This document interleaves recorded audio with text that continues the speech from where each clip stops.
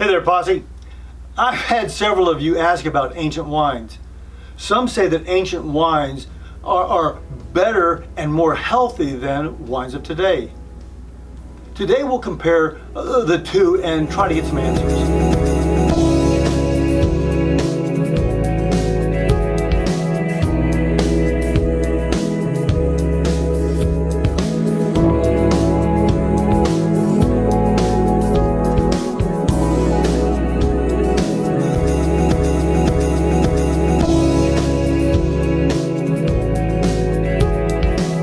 Hey there, Posse. I'm Pierre, and welcome to Asti Wine Consultants. Now, in this episode, we'll learn all about the differences between wines of the 1st century, the 15th century, and then of today. Are you ready to get started? Come on, let's dive in. You know, the wine industry is not unlike any other industry. There's always change and innovations to make products and services better, more efficient, safer, and more consumer friendly. Now, when it comes to the bottles, there has been an evolution from clay jars to goat skins to bottles and even boxes. The closures, or the way to keep the elements and bugs out of the wine, has evolved also. We've transitioned from nothing at all to cloth or rags, leather plugs, and then on to corks, and now we're transitioning into screw caps. By the way, I have videos on a lot of this. Okay, 1st century wines use primitive fermentation methods. Originally, wild yeast from the grape skins was the yeast that was initiating the whole fermentation process. At that particular time, there was no preservation methods whatsoever.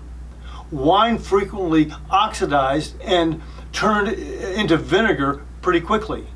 Now, most wines were drunk very young and were flavored with herbs and spices, honey, even seawater to mask off flavors due to spoilage.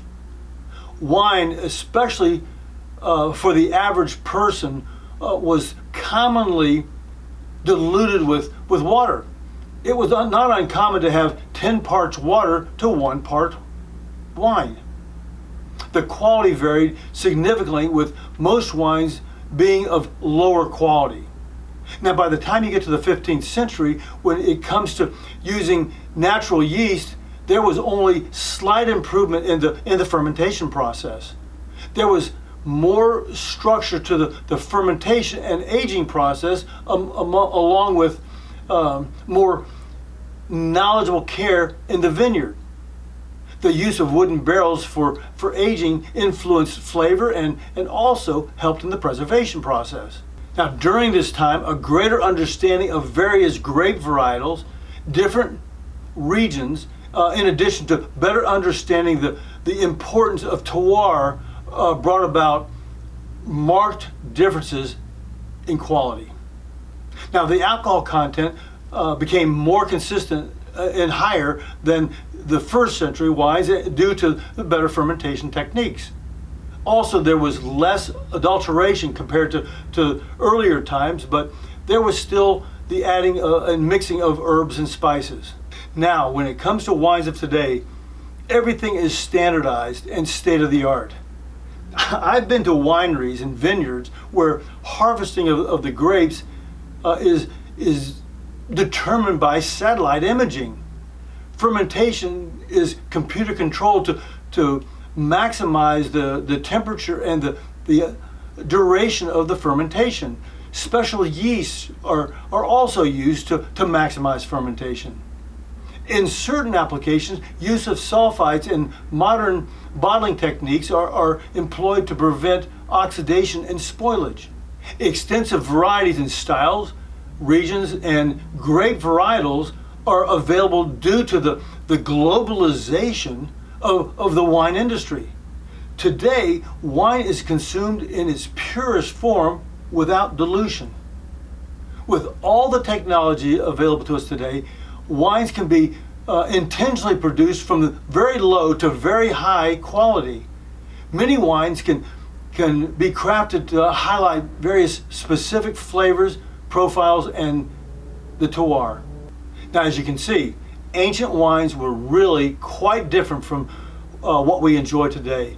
They were watered down, lower in alcohol, mixed with herbs and spices, and little to no aging potential. Now, when it comes to the question of why did people drink wine instead of water back in the day, actually, it was for several reasons. First and foremost, many of the water sources were often contaminated, which led to disease. All people knew was they weren't getting sick when they were drinking wine, but were frequently getting sick from the water. They didn't realize it, but the alcohol content of the wine provided some antimicrobial properties which made it safer to drink. Wine can be stored for longer periods of time without spoilage compared to water. And wine provided calories and nutrients which supplemented where ancient diets fell short. So putting this all together, when it comes to the health aspect of our different time frames, the first century is the least healthy by modern standards due to potential contamination and the adulteration. However, diluted consumption reduced the overall alcohol intake. Now, the 15th century saw improvements over ancient wines, but still, they were lacking modern health standards. Wine might contain fewer contaminants, but there was still rudimentary production methods.